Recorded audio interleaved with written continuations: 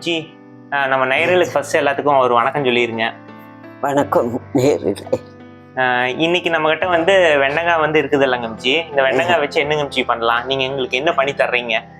வெண்டைக்காயை வச்சு வத்தல் செஞ்சு கொடுக்குறேன்.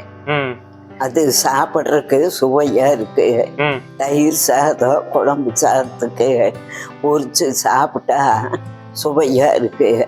அதை இப்போ செய்ய போகிறேன். இந்த மாதிரி வெண்டைக்காய் எடுத்துங்க.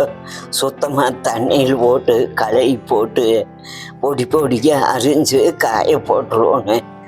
இப்போ வந்து வெண்டைக்காயை நல்லா பொடி பொடியாக நறுக்கி வச்சிருக்கிறோம். பாருங்க, நறுக்கி வச்ச வெண்டைக்காய்க்கு 2 ஸ்பூனு மிளகாத்தூள், 2 ஸ்பூன் பொடி உப்பு போட்டு கலக்கி காய வச்சிட்றோம்.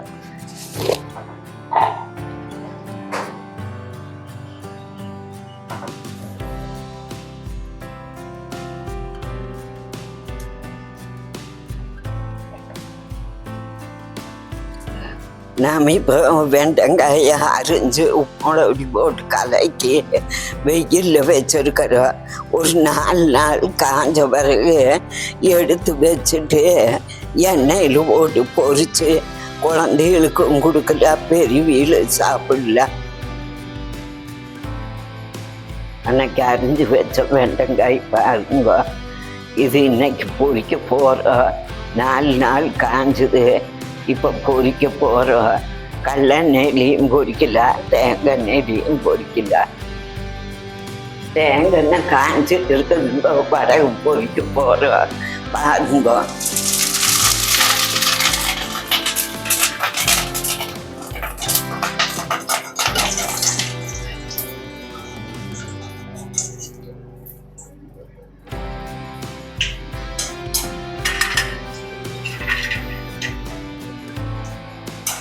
பாருங்க வெண்டைக்காய் வடகை பொரிச்சுட்டோம்.